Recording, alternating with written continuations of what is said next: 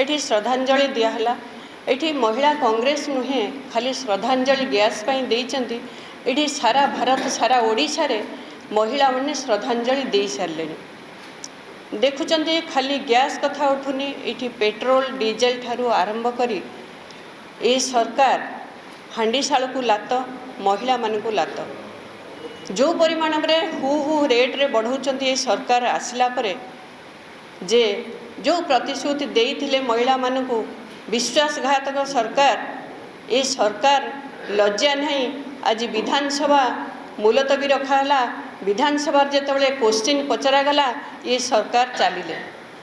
ए सरकार ये रहिलेनी महिला मानक पई ना न्याय अच्छी ना महिला मानक पई सुविधा करा होची ना। जितेबाला केंद्र सरकार थिले जितेबाला 400 टंका गैस थिला सेतेबाला 75 पैसा 50 पैसा बढ़ीथिला बोलिकरी सेठी बसीथिले राजा रास्तार महिला। लज्जा लगिबा कथा एठी हजार हजार टंका गैस बढ़िलानी तथापि सरकार को लज्जा लगुनी।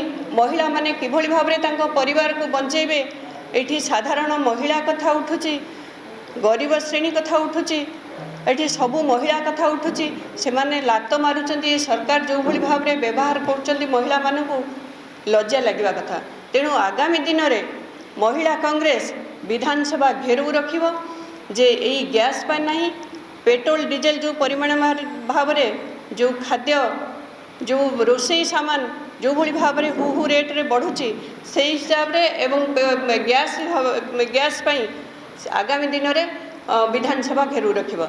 एटा महिला कांग्रेस प्रतिश्रुति देइचे। सबुबले राजरास्ता को महिला मानक पई राजरास्ता को आसीचे, सुविधा पाई राजरास्ता को आसीचे। निर्लज सरकार एबे आमे प्रतिश्रुति दौचु विधानसभा घेरू रहिबा। आगामी दिन में विधानसभा घेरू रहिबा।